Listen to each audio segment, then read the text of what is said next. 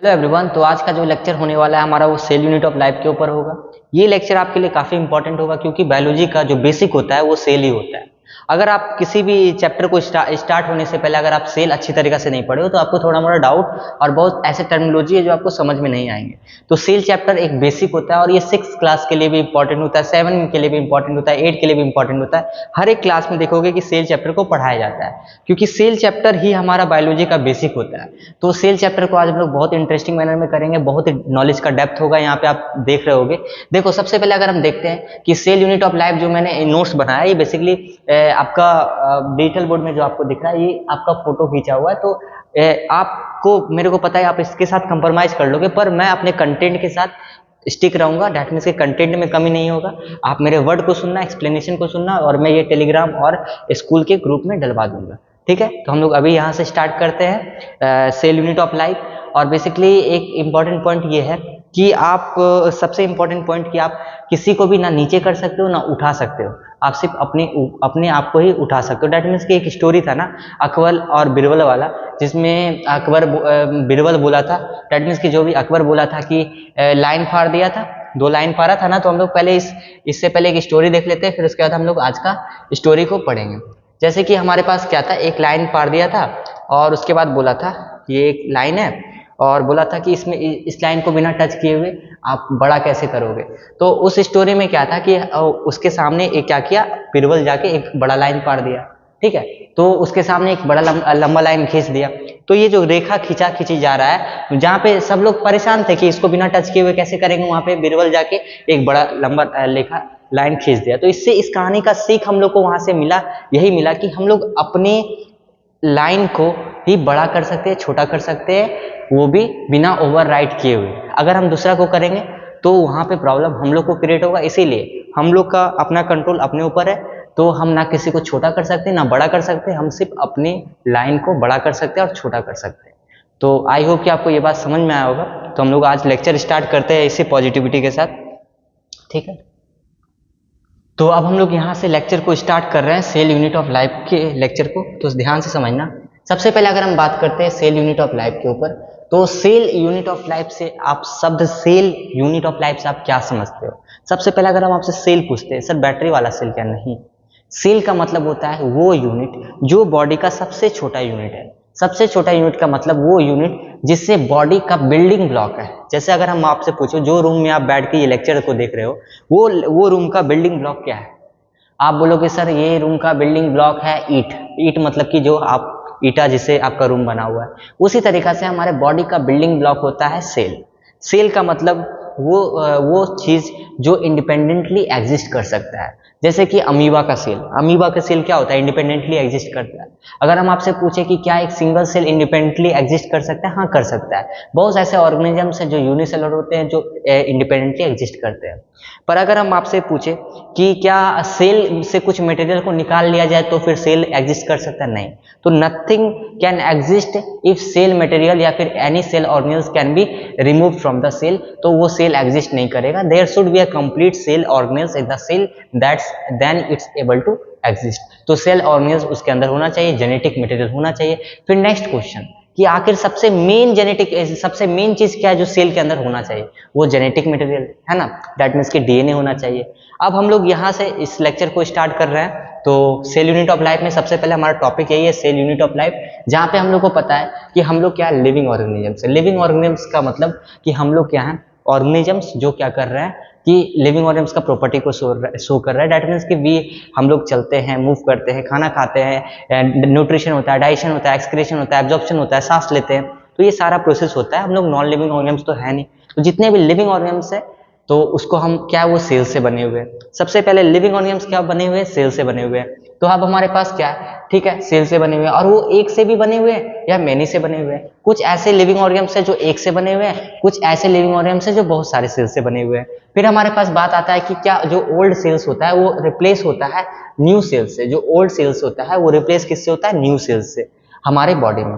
तो इसके ऊपर और अच्छी तरीके से बात करेंगे कि आखिर जो हमारे बॉडी में सेल्स बनते रहते हैं वो आखिर ओल्ड सेल्स जो होते हैं वो क्या होते होंगे, जरूर फैगोसाइटोसिस हो जाते होंगे। सर फैगोसाइटोसिस मीन्स क्या होता है, सेल का डेथ होना, मीन्स सेल को ईटिंग करना, ठीक है। तो फैगोसाइटोसिस, पिनोसाइटोसिस, एक्सोसाइटोसिस, ये सारा टर्म आपको इस लेक्चर में नहीं हो सकता है, इसके नेक्स्ट लेक्चर में पता चले, पर आज हम लोग बेसिक बात करेंगे सेल के ऊपर। अब देखते हैं कि सर हमारे पास ये सेल है, ठीक है, हमारे पास ये सेल है। अब ये सेल आपस में क्या हुआ, मिला, आपस में मिला तो टिश्यू बनाया। क्या बनाया, टिश्यू। आपको पता है मैंने टिश्यू में बहुत सारा टिश्यू बताया था, जैसे कि एनिमल्स में एपिथेलियल टिश्यूज के ऊपर बात किया था, ठीक है। उसके बाद मैंने कनेक्टिव टिश्यूज के ऊपर बात किया था, ठीक है। उसके बाद मैंने मस्कुलर टिश्यू बताया था, ठीक है, मस्कुलर टिश्यू। फिर मैंने नर्वस बताया था, ये एनिमल्स के अंदर है। कुछ प्लांट के ऊपर बात करते तो प्लांट में मैंने बात किया था एपिकल, ठीक है। उसके बाद मतलब दैट मीन्स कि मेरिस्मेटिक जो लिविंग होता है। फिर उसके बाद परमानेंट टिश्यूज, जैलिम फ्लोएम, है ना। तो बहुत सारा टिश्यूज के ऊपर बात किया था। जो ये टिश्यूज है वो आपस में सेल से मिलके बनते हैं। फिर उसके बाद हमारे पास जो सेल है वो टिश्यू बनाया, टिश्यू से हमारे पास ऑर्गेन बने। और ये जो हमारे ऑर्गेन है, जैसे कि ईयर है हमारे बॉडी में, नोज है, हार्ट है, ब्रेन है, किडनी है, लंग्स है, ये सारा क्या है हमारे पास ऑर्गेन है। फिर हमारे पास आता है ऑर्गेन सिस्टम। फिर हमारे पास क्या आता है, ऑर्गेन सिस्टम। ऑर्गेन सिस्टम मतलब कि सर सेल मिला, टिश्यू मिला, ऑर्गेन बना, और ये ऑर्गेन सर अलग अलग जगह पे बन रहा है। दैट मीन्स कि अलग अलग जगह पे बन रहा है तो अलग अलग सेल्स अलग अलग ऑर्गेन बना रहा होगा, उसमें अलग अलग सेल प्रेजेंट होगा, अलग अलग कॉम्पोजिशन में प्रेजेंट होगा, अलग अलग लेवल में प्रेजेंट होगा। ओके, अब यहाँ पे देखते हैं। अब हमारे पास ऑर्गेन सिस्टम बना रहा है, क्या बना रहा है, ऑर्गेन सिस्टम बना रहा है। ये ऑर्गेन सिस्टम जो हमारे पास है ये डाइजेस्टिव सिस्टम बना रहा है, डाइजेस्टिव सिस्टम। फिर उसके बाद डाइजेस्टिव सिस्टम में जो हमारा वर्किंग हो रहा होगा, क्या वो रेस्पिरेटरी में भी होगा, क्या नहीं होगा। दैट मीन्स कि डाइजेस्टिव सिस्टम्स के पास भी जो सेल होंगे वो अलग होंगे।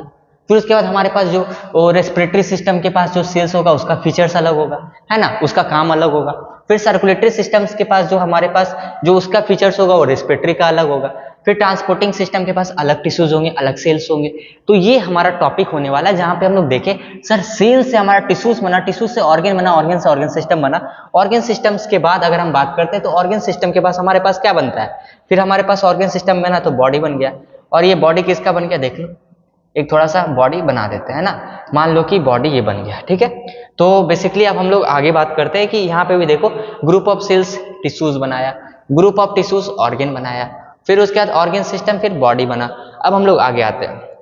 फिर हमारे पास नेक्स्ट पॉइंट आते हैं कि ये अब हमारे पास पॉइंट यहाँ पे ध्यान से देखो, हमारे पास सर सेल थ्योरी के बारे में कुछ बताइए, जो आपके नेक्स्ट पॉइंट में बुक में सेल थ्योरी के बारे में दिया हुआ है। और सेल थ्योरी के बारे में दिया हुआ है, उससे पहले हम लोग डिफरेंट टाइप्स ऑफ सेल्स के ऊपर बात कर लेते हैं। देखो डिफरेंट टाइप्स ऑफ सेल्स के साथ साथ यहाँ पे सेल थ्योरी को भी दो साइंटिस्ट ने दिए थे, मतलब सेल का थ्योरी बताया था कि, और सेल थ्योरी को हम आगे और अच्छे से बात करेंगे। तो सेल थ्योरी को अभी हम स्किप करते हैं, बस इतना जान लो कि स्लीडन और स्वान। अच्छा हमको बताओ सेल थ्योरी कौन दिया, कैसे याद रहेगा, और कौन जूलॉजिस्ट है कौन बॉटनिस्ट है। सबसे पहले आप स्वान, सबसे क्या आपको समझ में आ रहा है, हंस, दैट मीन्स कि ये पक्का जूलॉजिस्ट होंगे, नाम ही अपना ऐसे रखे हैं तो जूलॉजिस्ट होंगे। तो ऐसा कोई लॉजिक हम लोग निकाले हैं, ऐसा कोई बुक में लिखा हुआ नहीं है। फिर इसका स्लीडन, तो ये आंख बंद करके बॉटनिस्ट लिख देना, जब एक जूलॉजिस्ट हो गया तो एक बॉटनिस्ट हो गया। तो ये सेल थ्योरी दोनों मिलके दिए थे, और एक कब दिए थे, 1838 1839 का डेट दिया हुआ है। अब हमारे पास बात आता है कि सर यहाँ पे ऑर्गेनिजम्स जो है वो वैरायटी ऑफ नंबर और शेप और साइजेस दिखाता है। जैसे कि अगर हम बात करते हैं classification of organism based on sale का कॉम्पोजिशन, सेल के अंदर क्या कॉम्पोजिशन है उसके बेसिस पे अगर हम क्लासिफिकेशन देखते हैं तो हमारे पास है यूनिसेलुलर और मल्टीसेलुलर। सर यूनिसेलुलर का मतलब, यूनी मतलब वन, दैट मीन्स कि ऐसा सेल जो सिंगल सेल से बना हुआ, जैसे कि अमीबा हो गया, फिर क्लेमेडोमोनास हो गया, सर एल्गी होता है, एल्गी, क्लेमेडोमोनास, वॉलबॉक्स, फिर उसके बाद ईस्ट, ठीक है। उसके बाद पारामीशियम, पारामीशियम क्या होता है, प्रोटोजोआ होता है, क्या होता है, प्रोटोजोआ होता है। प्रोटोजोन्स मैंने क्लास में क्लासिफिकेशन भी कराया है कि सबसे पहले बोलता हूँ Monera, Protista, fungi, Plantae, Animalia. उसके बाद पोरीफेरा, फिर अगर हम बात करते हैं phylum, Porifera, Coelenterata, Ctenophora, Arthropoda, Mollusca, Echinodermata, Hemichordata, Chordata, ठीक है। फिर आगे बहुत सारा आता है आपका वर्टिब्रेटा, फिर कॉर्डेट, नॉन कॉर्डेट, ठीक है। तो उसके ऊपर हम लोग अभी नहीं जा रहे हैं। तो यहाँ पे देखो जैसे यूग्लिना हो गया, जैसे प्लाज्मोडियम हो गया जो मलेरिया कॉज करता है, ये सारा हमारा सिंगल सेल से बना होता है ऑर्गेनिजम्स।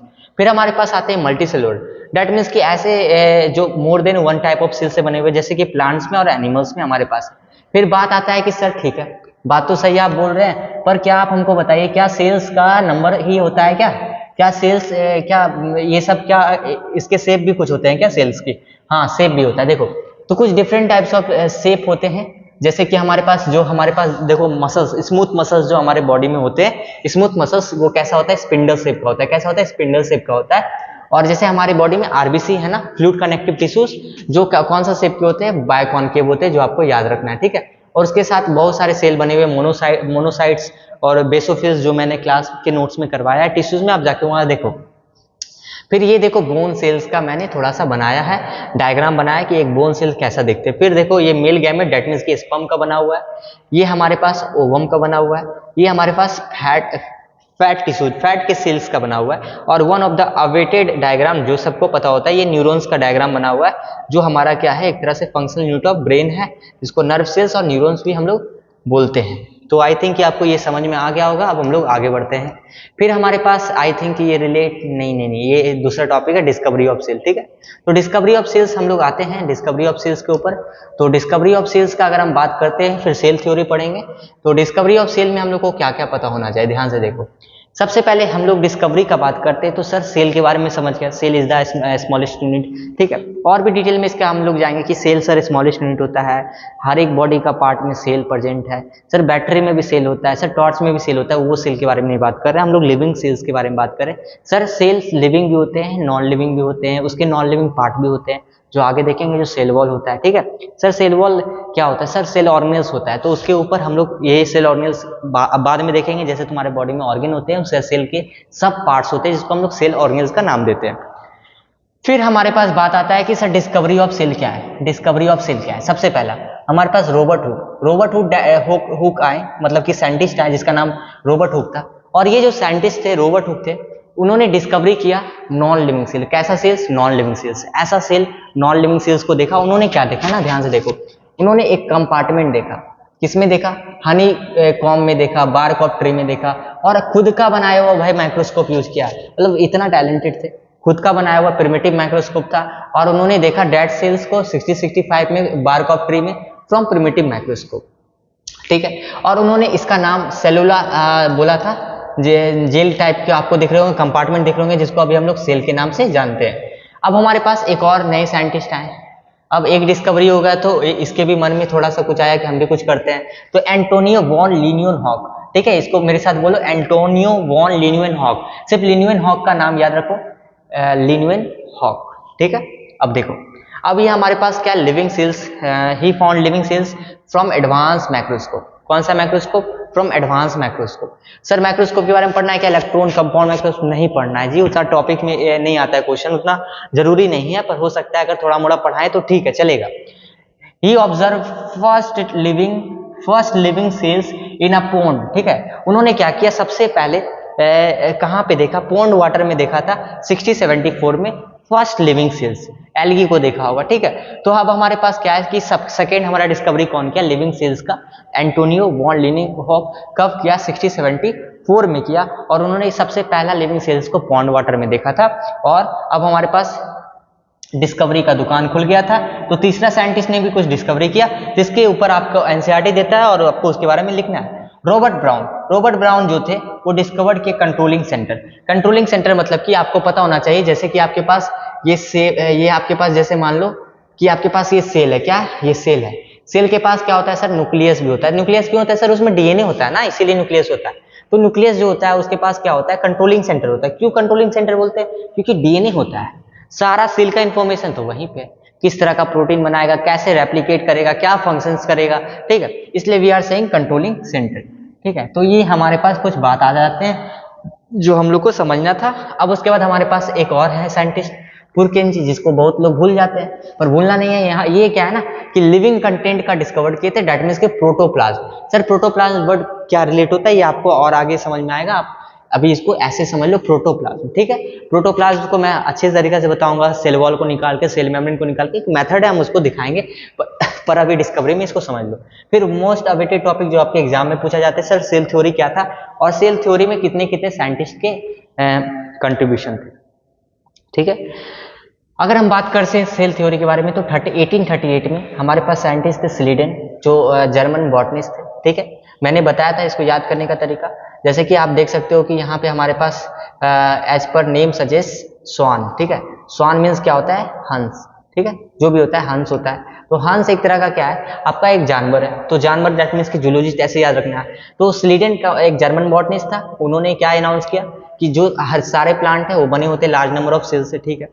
फिर स्वान ने बोला कि सिमिलरली डिस्कवरी किया एनिमल्स के ऊपर कि जितने भी एनिमल्स और प्लांट्स है वो सेल्स के बने हुए हैं, जो एक यूनिट और स्ट्रक्चर और फंक्शंस का serve as a unit and structure and functions. तो क्या हाल लिखे हुए एक बार पढ़ देते हैं।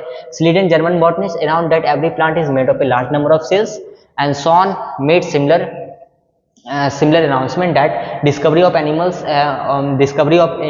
animal और animals और plants जो कंपोज होते हैं वो कैसे होते हैं, सेल से कंपोज होते हैं और जो सर्व करते हैं एज ए यूनिट और स्ट्रक्चर एंड फंक्शंस। फिर उसके बाद चलो ठीक है, तुम लोग जो बोला वो सही था। फिर रोडोल्फ वर्चो ने भी कुछ बात बताया कि सारे ये तो पहले बताया जितने भी सेल्स होते हैं सेल्स के compose of cells, cell is the structure and functional unit of life, ये दोनों ये बात बोल दिए।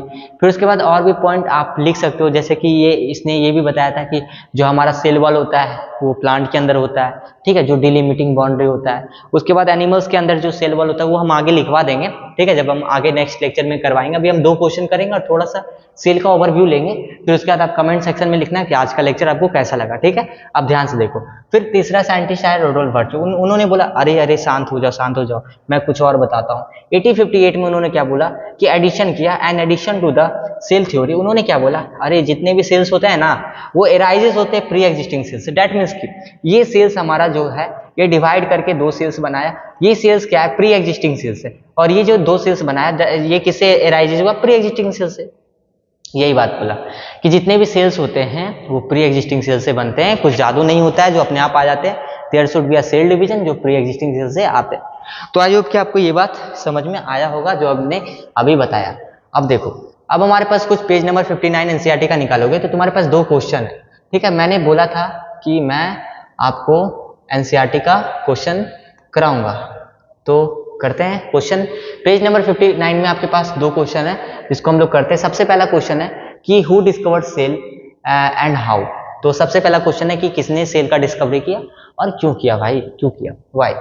तो सबसे पहले रॉबर्ट हुक ने डिस्कवर्ड किया। क्या किया, डिस्कवर्ड किसका किया, सेल का किया था, with the help of self design microscope से किया था। इन 1665 Robert Hooke was examine a thin slice of cork. उन्होंने थिन स्लाइस ऑफ कॉर्क को देखा और उन्होंने क्या देखा कि cork resemble A structure of A honeycomb. और वो एक देखा ना, जब उसको माइक्रोस्कोप से देख रहा था तो कॉर्क हनीकॉम्ब के जैसा दिख रहा था। हनीकॉम्ब के जैसा जब दिख रहा था तो उन्होंने क्या किया, उस हनीकॉम्ब को बोला कंसिस्टिंग मेनी कंपार्टमेंट में बहुत सारे कंपार्टमेंट थे, जिसको सेलुला का नाम दे दिया, जिसको अभी हम लोग सेल से जानते हैं। और यही था डिस्कवरी सेल का, किसने किया और क्यों किया, हाउ कैसे किया। क्वेश्चन देखो क्या बोल रहा है, ध्यान से देखो। सेकेंड क्वेश्चन यही बोल रहा है कि why is the cell called structure and functional unit of life. आराम से समझते हैं सर, आखिर सेल को हम स्ट्रक्चर और फंक्शनल यूनिट ऑफ लाइफ क्यों बोलते हैं। सबसे पहले अगर हम पहला पॉइंट देखें, आपको क्या लिखना है और कैसे लिखना है। ये पहले सीबीएसई का जब एग्जाम होता था तो क्लास 9 और 10 का भी क्वेश्चन दिए जाते थे, तो जिसमें आपको ये क्वेश्चन आया हुआ है कि why we are saying that cell is structure and functional unit of life. सबसे पहले जो जितने भी लिविंग सेल होते हैं वो हमारे कैपेसिटी होता है उसके पास, ताकि perform and contain basic function that are characteristics of all living forms, ठीक है। हर एक लिविंग सेल्स में जितने भी लिविंग सेल्स होते हैं उसके पास कैपेसिटी होता है। हमने बताया था कि सेल्स इंडिपेंडेंटली एग्जिस्ट कर सकता है बहुत ऐसे ऑर्गेनिजम्स पे। तो हर एक लिविंग सेल्स में कैपेसिटी होता है कि वो सारे फंक्शंस को परफॉर्म कर सके जो किसी भी लिविंग फॉर्म्स के कैरेक्टरिस्टिक्स को दर्शाता है। जितने भी लिविंग ऑर्गेनिजम्स में जो फंक्शंस परफॉर्म होते हैं वो एक सिंगल सेल भी कर सकता है, ठीक है। वो सिंगल सेल भी अकेले कर सकता है, पर मल्टी सेलुलर है तो हम लोग को ज्यादा सेल चाहिए ना, सीधा सा बात है। मल्टी सेलुलर ऑर्गेनिज्म को ज्यादा सेल चाहिए क्योंकि कॉम्प्लेक्स बॉडी है तो कॉम्प्लेक्स फंक्शंस भी होते हैं और बहुत सारे कोऑर्डिनेटेड फंक्शंस होते हैं। जैसे कि अगर हम बात करते हैं, हम आपको पढ़ा रहे हैं, चल के पढ़ा रहे हैं, हाथ लिख के पढ़ा रहे हैं, ये कोऑर्डिनेटेड फंक्शंस, हाथ वर्क कर रहा है, दिमाग वर्क कर रहा है, पैर चल रहा है, ठीक है। अब यहाँ पे देखते हैं, हर एक लिविंग सेल्स के पास each living cells got certain components. हर एक लिविंग सेल्स के पास सर्टेन कंपोनेंट्स है जिसको हम लोग बोलते हैं सेल ऑर्गेनेल्स, ठीक है। जैसे कि हमारे पास ये सेल है तो हर एक लिविंग सेल्स के पास क्या होता है, कुछ कंपोनेंट्स होता है जिसको हम सेल ऑर्गेनेल्स का नाम दे देते हैं। सर ये सेल ऑर्गेनेल्स होता क्या है, ध्यान से समझना। सबसे पहले अगर हम बात करते हैं ये सेल ऑर्गेनेल्स होता क्या, जैसे हमारे पास ये मान लो गोल्जी बॉडीज, नाम नहीं समझ में आ रहा है सर, बहुत लोग को आ रहा होगा क्योंकि वो पढ़ लिए हैं। तो ये सेल ऑर्गेनेल्स होते हैं। जैसे मान लेते हैं कि हमारे पास ये माइटोकॉन्ड्रिया, ठीक है, माइटोकॉन्ड्रिया, ठीक है। उसके बाद हम मान लेते हैं कि ये हमारा वैक्यूल मान लो, ठीक है, ये मान लो कि हमारा न्यूक्लियस मान लो, ठीक है। तो सेल के अंदर भी कुछ अलग पार्ट होते हैं, मेम्ब्रेन बाउंड पार्ट होता है। अगर प्रोकैरियोटिक है, सॉरी यूकैरियोटिक है, प्रोकैरियोटिक है तो मेम्ब्रेन बाउंड नहीं होते। सर मेम्ब्रेन बाउंड क्या होता है वहां पे भी बात करेंगे नेक्स्ट लेक्चर में। अभी पहले समझते हैं कि सेल के अंदर भी कुछ उसके पार्ट्स होते हैं जो जिसका अपना स्पेसिफिक फंक्शंस होता है, जिसको सेल ऑर्गेनल्स का नाम देते हैं। अब हमारे पास क्या बोल रहा है कि हर एक लिविंग सेल्स के पास सर्टेन कंपोनेंट्स होता है जो जिसको हम सेल ऑर्गेनल्स का नाम देते हैं। क्या देते हैं? सेल ऑर्गेनल्स का नाम देते हैं, ठीक है, जिसको हम क्या बोलते हैं? सेल ऑर्गेनल्स का नाम देते हैं। Each kind of cell organelles perform a specific function such as making a new material in the cell, clearing up the waste material। ध्यान से सुनो हम क्या बोल रहे हैं। हर एक सेल ऑर्गेनल्स का अपना फंक्शंस होता है, अपना फंक्शंस होता है। दैट मीन्स कि वो परफॉर्म करता है एक स्पेसिफिक फंक्शंस। स्पेसिफिक फंक्शंस का मतलब क्या होता है? स्पेसिफिक मतलब स्पेसिफिक फंक्शंस, स्पेसिफिक फंक्शंस का मतलब होता है कि एक काम करना, एक स्पेसिफिक काम करना। दैट मीन्स कि जैसे कि अगर हम बात करते हैं कि अगर आप पेन से आप लिख सकते हो, ठीक है, पेन से आप क्या कर सकते हो? लिख सकते हो। कॉपी से आप लिख सकते हो। आप पेन से पानी थोड़ा ना पी सकते हो, आप बॉटल से पानी पी सकते हो ना। तो पेन का काम क्या? लिखना। उसी तरह से हर एक चीज का अपना स्पेसिफिक फंक्शंस होता है, जिसमें हम लोग देख रहे हैं कि सेल ऑर्गेनल्स के पास जो सेल ऑर्गेनल्स जो होते हैं, जो सेल के अंदर होते हैं, उसका एक स्पेसिफिक फंक्शन होता है, such as making a new material. वो एक नया मटेरियल भी बना सकता है सेल के अंदर। वो क्या कर सकता है? Clearing up the waste material. वो वेस्ट मटेरियल को फैगोसाइटोसिस भी कर सकता है ना, जिसको हम क्या बोलते हैं? Suicide bag. आगे हम लोग देखेंगे सुसाइड बैग किसको बोलते हैं। जिसको पता है कमेंट सेक्शन में लिखो। अब यहाँ देखो, and so on. Cell able to live and perform its functions because of this cells organelles, ठीक है। तो cell able to live and perform all its functions because of cell organelles. Cell क्यों काम कर पा रहा है इतने अच्छी तरीके से, एफिशिएंसी क्यों दिखा पा रहा है? क्योंकि इसके पास सेल ऑर्गेनल्स है। एक शब्द में बात है। अब ध्यान से देखो, this organelles together constitute the basic unit, जिसको हम सेल बोलते हैं। ये ऑर्गेनल्स आपस में जब मिलता है तो हमारा ये क्या बना लेता है? ये हमारे पास सेल बना लेता है। समझ में आया? सो आई होप कि आपको आज का लेक्चर अच्छा लगा होगा। और बेसिकली मैं बार बार बोलता हूँ कि you guys are very intelligent, genius and hard working, क्योंकि आप लगे रहते हो। मेरे को तो पढ़ा के जाना है, पर आपको नोट्स बनाना पड़ता है, सारा सब्जेक्ट को बैलेंस करना पड़ता है। तो you guys are very hard working. तो इसी तरह से लगे रहो। और बेसिकली ये जो पढ़ाई लिखाई जो बना हुआ है, ये आपको एक तरह से डिसिप्लिन और हार्ड वर्किंग बनाने के लिए बना हुआ है। बेसिकली ये जब आप ये कर लोगे तो और भी सारी चीज को आप आराम से कर लोगे, क्योंकि यहाँ पे मन मार के पढ़ना पड़ता है, बोरिंग लग रहा है फिर भी पढ़ना पड़ता है, कुछ भी चल रहा है फिर भी पढ़ना पड़ता है, एग्जाम है तो पढ़ना पड़ता है। तो ये सिचुएशन जो होते हैं, ये आपको जो है आपको सिखा देते हैं कि बोरिंग काम को भी करने सिखा देते हैं। तो आपको अगर खेलने बोलेगा तो आप तो खेल ही लोगे, पर जो बोरिंग काम होता है उसमें टफ होता है, पर प्रेशराइज होकर आप करते हो, क्योंकि आपको पढ़ना पड़ता है, क्योंकि एग्जाम देना है, स्कूल डेली आना है, ठीक है। तो थैंक यू फॉर वॉचिंग। हम लोग मिलते हैं नेक्स्ट लेक्चर में। Thank you.